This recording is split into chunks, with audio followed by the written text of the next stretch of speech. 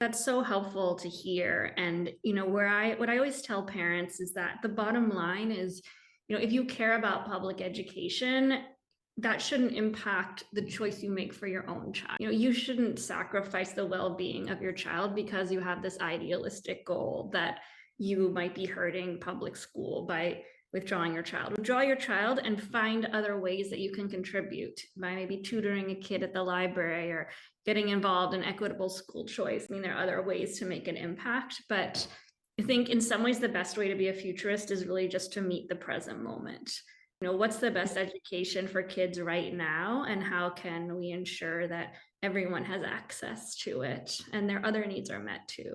And that's why I mentioned earlier that in my concept of public education, it's very pluralistic and it's very inclusive. And so we're basically expanding the definition of public education to include all these innovative options, whether it's microschools, whether it's hybrid programs, whether it's homeschooling, homeschool co-ops.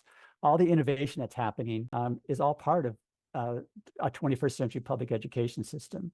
So I think that's an important point to make. We're having great talks with school districts in Florida. We're looking at how do they begin to restructure themselves in ways that allow them to serve kids using education savings accounts. We haven't talked too much about that, but that's really, flexible spending accounts that are public dollars that families can use to buy all these various products and services in order to be able to customize their children's education. So we're having great conversations with school districts who are thinking about how do we unbundle our services in order to be able to provide services to these families, and maybe homeschool families for 75% of the day, but for 25% of the week. Well, in Florida, we're talking about if a school is half full, if a district school is half full, why not take these empty seats and lease them out to homeschool co-ops or to private schools or to micro schools, et cetera. It's a win-win situation. And so interestingly enough, school board members in Florida who are tired of getting beat up about these conversations of having to close neighborhood schools are excited about the opportunity to monetize those seats by bringing in micro schools and hybrid programs. And once those programs are in their schools, a lot of times those families will say, you know what, I like the rest of the school.